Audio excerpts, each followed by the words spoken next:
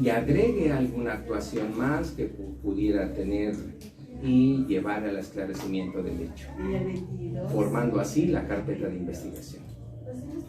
Esta es la primera parte o la primera etapa que nos marca el Código Nacional de Procedimientos Penales. Y vamos a la siguiente.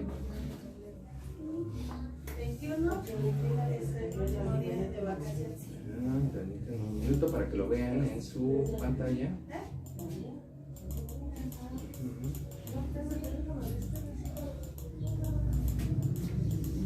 Pero debo tener el chiquito.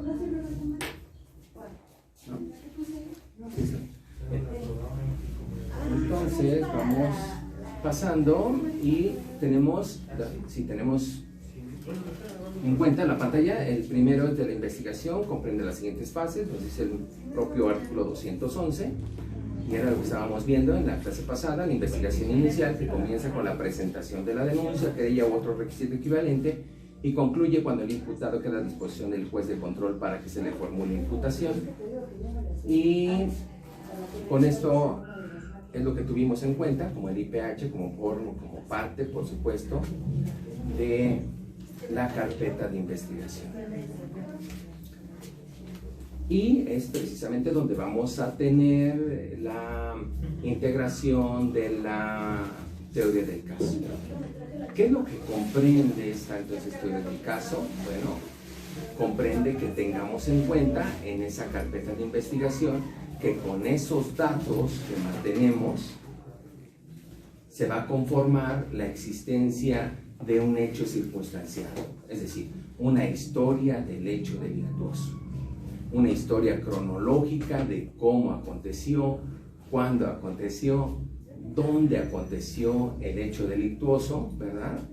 Para que a su vez, una vez que tengamos esa versión de nuestra teoría del caso, entonces podamos subsumirla al tipo penal de robo, al tipo penal de secuestro, al tipo penal de violación, al tipo penal de fraude, al tipo penal de abuso de autoridad. Entonces, una vez que tenemos el hecho, ya podemos subsumirlo al derecho.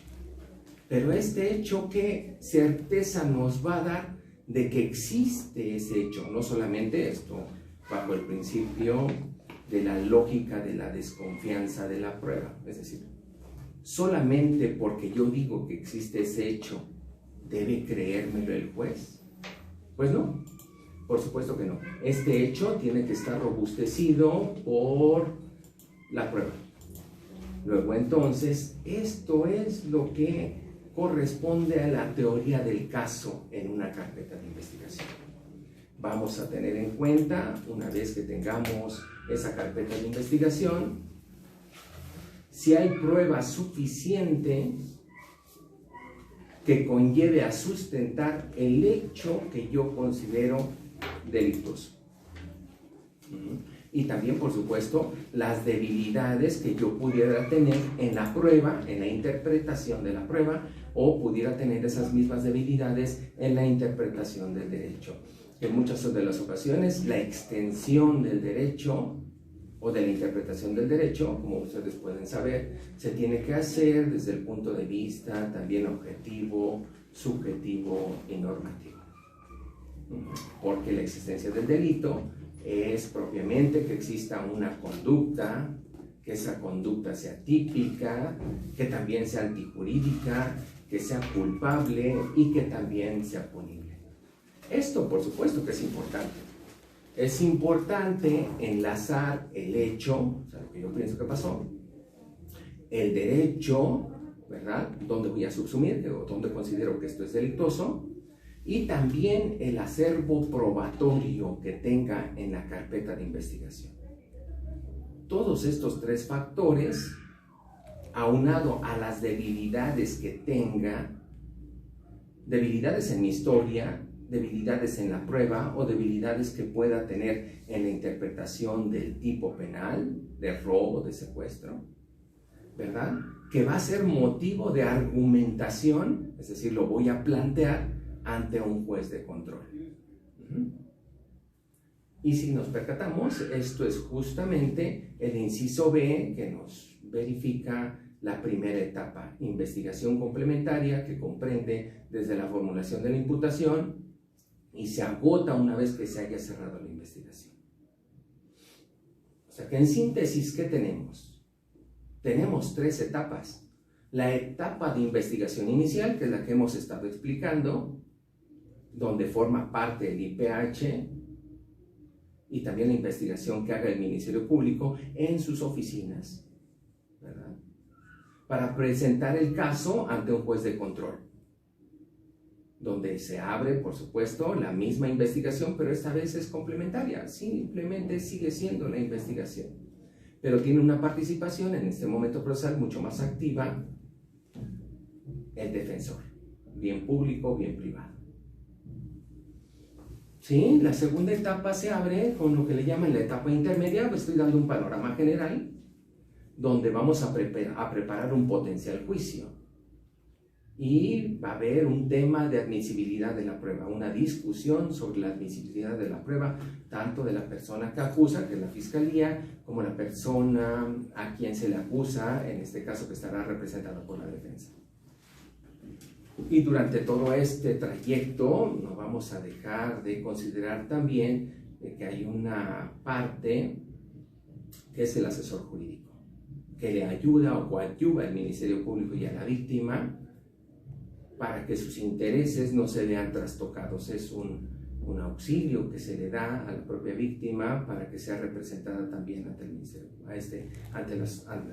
sea representada, por supuesto, ante el juez, y que coadyuve a la integración de la carpeta de investigación o inclusive a la acusación o en el interrogatorio para finalmente tener un resultado de beneficio para la víctima. Y la última etapa que corresponde al juicio, ¿no? Dice que comprende desde que se recibe el auto de apertura a juicio hasta la sentencia emitida por el Tribunal de Enjuiciamiento. Y pues bien, vamos a considerar. Quisiera ser mucho más sintético para que sea mucho más comprensible. Es mucho más simple. Y vamos a establecer, para comprender el génesis de una manera más práctica, que tenemos solamente, en síntesis, en la práctica, 2 etapas.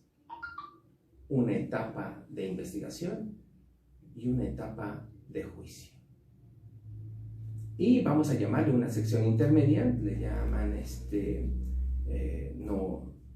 le llaman en el Código Nacional una fase intermedia, que va a ser para preparar el juicio, que es donde vamos a ofrecer las pruebas particularmente, y el tema, que es el hecho circunstanciado, con que se va a desarrollar el juicio. Entonces tenemos una investigación, un juicio y una etapa intermedia donde se va a preparar el juicio propiamente. Pues bien, vamos a regresar ahora, voy a regresar en el tiempo a la primera etapa, que es de la investigación, que una vez que está conformada, una vez que tenemos integrada nuestra carpeta de investigación, entonces acudiremos como Ministerio Público ante el juez de control a presentar el caso. Muy bien, entonces el primer contacto que vamos a tener es solicitar ante el juez de control una audiencia para llevar regularmente, la mayoría de los casos, llevamos a una persona detenida para llevar este caso ante el juez de control, y es un juez de control que va a controlar propiamente la legalidad de todos los actos de investigación que se llevaron a cabo, ¿no? Dentro de estos actos de investigación, en muchas de las ocasiones, por supuesto, estará dentro de esos mismos actos de investigación una persona detenida. Entonces llevaré toda la carpeta de investigación y además a la persona detenida. Y el primer tema que vamos a plantear, una vez que el juez me señale día y hora para la discusión y para la argumentación de todo mi caso, de manera verbal, entonces el primer tema que vamos a abordar es el motivo por el cual lleva una persona detenida, considerando, por supuesto, que la prioridad dentro de un proceso penal está garantizar la libertad de las personas. Entonces, el primer tema a discutir es si la persona detenida fue hecha esta actuación conforme a derecho o no fue hecha esta detención conforme a derecho. Por ello vamos a discutir la legalidad de la detención, ¿no? Entonces, naturalmente el Ministerio Público, el primer tema que va a abordar cuando llegue el juez de control a su juzgado y abre la audiencia, va a pedir una explicación o una justificación debidamente fundada y motivada, dice el 16 constitucional, del motivo por el cual comparece el Ministerio Público con una persona que ha sido detenida.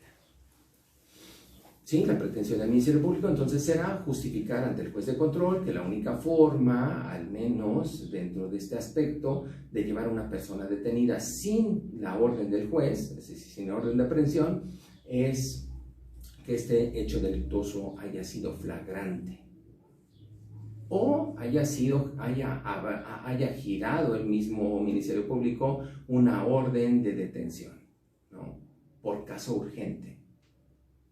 Entonces tendrá que discutirse ese tema, si fue por caso urgente que lo lleva detenido o si fue por la generación de una, que encontraron a la persona,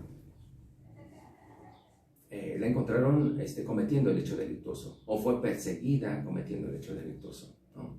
Entonces ese va a ser el primer tema, si fue detenida en flagrancia o fue detenida por caso urgente. Y el 99.9% de los casos que maneja el Ministerio Público, pues es la detención en flagrancia. Entonces ese va a ser el primer tema que vamos a discutir. El Ministerio Público siempre va a referir, por supuesto, que la persona fue detenida en flagrancia, de tal manera que vamos a estar acordes a lo que establece el artículo 146 del Código Nacional de Procedimientos Penales. Vamos a verificar, el Ministerio Público tendrá que verificar si reúne los requisitos de los supuestos de flagrancia que establece el 146. Es decir, que sin orden judicial se haya detenido a la persona y presentada ante el juez de control. Muy bien, entonces tendremos que discutir, nos dice el 146, que se podrá detener a una persona sin orden judicial en caso de flagrancia, y se entiende flagrante cuando la persona es detenida al momento de estar cometiendo el delito. Y me parece que ese no es un tema propiamente donde tengamos alguna debilidad en nuestro caso, porque no se presenta ninguna interpretación que pueda hacer propiamente el juez. Solamente la denuncia del denunciante y la persona que lo ha detenido al momento de estar cometiendo el hecho delictuoso. Y por la cercanía de esta circunstancia con el hecho, pues hay plena certeza que la persona imputada lo cometió, ¿no? Por eso esta hipótesis normalmente no da lugar a ninguna interpretación ni ninguna discusión. Yo voy pasando, veo como policía o como ciudadano, veo que una persona está cometiendo en ese momento el hecho delictuoso, está golpeando a la esposa, está robando, y en ese momento lo detengo. Me parece que no hay ninguna discusión ante esa circunstancia. La fracción 2, que normalmente se presta a una interpretación discutible, es que inmediatamente después de cometerlo es detenida. O sea, es la segunda hipótesis. Es que yo no detuve a la persona en el momento de estar cometiendo el hecho, sino después, inmediatamente después de que lo cometió. Y se presentan dos hipótesis. Es sorprendido cometiendo el delito y es perseguido material e ininterrumpidamente. Entonces son los requisitos. El primer requisito básico es que la persona que le detuvo le conste el hecho, que haya visto que está cometiendo el hecho delictuoso y que huye del lugar del hecho. Entonces esta misma persona lo sigue de manera material y sin interrupción, es decir, no se fue a comer primero unos tacos y después continuó persiguiéndolo, no, sin interrupción lo estuvo persiguiendo, y a él le consta, a la persona que lo va a detener, le consta que estuvo cometiendo el hecho delictuoso, él lo vio, Y la segunda hipótesis dice cuando la persona sea señalada por la víctima ofendida. O sea, la persona que va a detener no le consta que haya visto que estaba cometiendo el hecho delictuoso, sino que la persona es señalada por la víctima o el ofendido, o sea, por una tercera persona. O algún testigo presencial de los hechos, o quien hubiera intervenido con ella en la comisión del delito. Y dice aquí la parte importante, la conjunción y además cuando tenga en su poder instrumentos, productos del delito, o se cuente con información o indicios que hagan presumir fundadamente que interviene en el mismo. Es decir, que no basta el hecho de que se le esté señalando que esa persona cometió el hecho delictuoso, sino que además debe conformarse o debe soportarse o debe justificarse con algún elemento probatorio más. Es decir, con los instrumentos o con el producto del delito, o que haya algún elemento o algún dato que justificadamente pueda señalarle como posible autor o partícipe de ese delito. En esta segunda hipótesis es donde se presenta la debilidad en este caso de la parte que acusa, ¿verdad? Que es particularmente donde se ha presentado un gran sinnúmero de libertades, ¿no? Porque definitivamente debe encontrársele, además de señalársele a la persona como delincuente, por un tercero, no por el aprensor, debe encontrársele algún indicio material. Un ejemplo. Si hay una persona que ha salido corriendo y que tiene las manos manchadas de sangre, evidentemente habrá una tercera persona quien lo señale, acaba de privarle de la vida a su esposa, ¿no? Pero entonces debe haber, o sea, la persona quien va a detener escucha de un tercero por un señalamiento que esa persona ha cometido un delito. Entonces, lo mínimo básico necesario es encontrar algún indicio material que lo incrimine o alguna información material que lo incrimine. A ver si está hasta este momento, que me parece muy trascendente para poder pasar al siguiente, ¿no? La serie de preguntas y respuestas que puede suscitarse, ¿no? Voy a hacer este espacio para que ahora ustedes me hagan las preguntas correspondientes de la experiencia que han tenido, ¿verdad? Porque no solamente podemos quedarnos con una cuestión meramente dogmática, ¿no? O una cuestión ideal, que justamente es la que nos encontramos con la propia ley. Son cuestiones hipotéticas y normativas, abstractas e ideales, que se tienen que conformar, por supuesto, con la realidad, que es múltiple y que a veces rebasa en mucho, ¿no?, lo que nosotros pudiéramos pensar.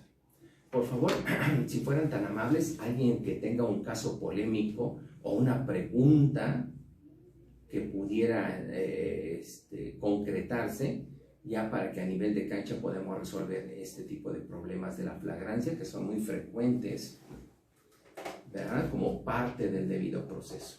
El debido proceso es la forma que nosotros debemos garantizar como abogados. No propiamente si la persona lo cometió o no lo cometió, o con juicios meramente de valor de esa naturaleza. Como abogados, como ministerios públicos, como abogados policías, abogados defensores, nos interesa, el interés científico de todos nosotros es que haya un debido proceso. Y un debido proceso es que se ajuste nuestra actuación a la normativa que establece el Código Nacional de Procedimientos Penales. Por eso, si a una persona le llevo detenida ante el juez y el juez ve que en sus oficinas o en su juzgado o en su sala verifica que hay una persona privada de la libertad, lo primero que tiene que hacer, por supuesto, es pedirle a la persona que lo llevó aquí, ¿verdad?, en esa calidad, pedirle que justifique el motivo por el cual lo trae detenido, ¿no?, lo comparece detenido. Y una figura que establece el artículo 211 es la figura jurídica de la flagrancia, ¿sí? Entonces dice, bueno, señor juez, lo he tenido detenido, lo he traído ante usted detenido, porque él ha cometido el delito en flagrancia, por eso lo detuvimos. Y es cuando comienza la discusión, ¿no? si fue detenido en flagrancia al momento de estar cometiendo el hecho o inmediatamente después de haberlo cometido, lo que tendrá que justificarse o tendrá que probarse ante el juez de control, ¿no?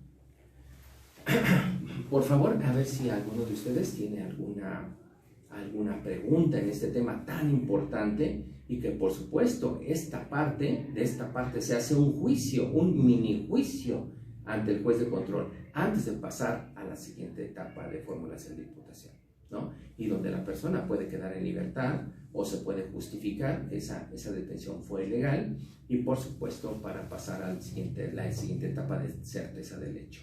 Ahorita el tema a discutir es si fue detenido en flagrante delito o no fue detenido en flagrante delito, ¿sí?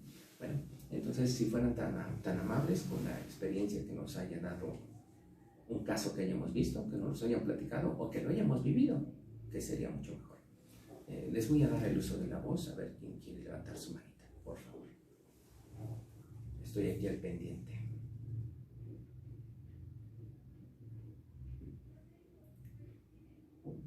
Podemos ver quiénes participan, si se puede.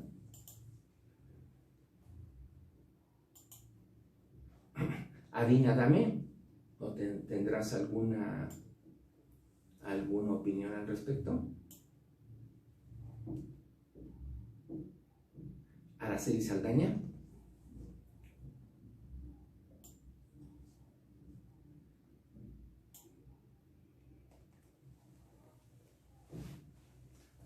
Licenciada Aurea, ¿nos compartes alguna?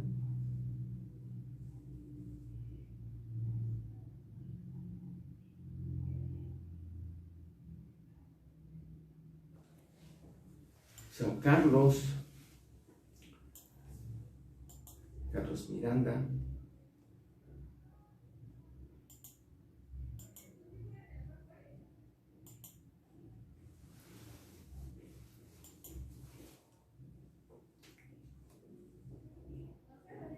Wendy, como Wendy, ¿no? El registro. ¿Nos regalas alguna pregunta o alguna duda o alguna experiencia? Estamos en el tema de la primera discusión o el primer argumento que se va a presentar ante el juez de control, y que es propiamente la discusión. Vamos a discutir si la persona que llevan detenida ante el juez de control fue detenida en flagrante delito o no fue detenida en flagrante delito. Si la persona, después de haber robado, lo fueron persiguiendo, dio vuelta en una esquina, lo pierden de vista, y si se ajusta la normativa a lo que establece la garantía del derecho humano de la flagrancia. Si la persona, no obstante, la perdieron de vista, podemos tener certeza que es la misma, fue una persecución ininterrumpida, es la misma que robó hace unos momentos y fue perseguida de manera inmediata e ininterrumpida, o podemos establecer que no fue la persona, que hay un error, que la persona que detuvieron fue como tantas otras personas que iba caminando y que se confundieron y la detuvieron porque la perdieron de vista. ¿Alguno de ustedes quiere compartirlo? Rafael. Gracias, Rafael. Te escuchamos.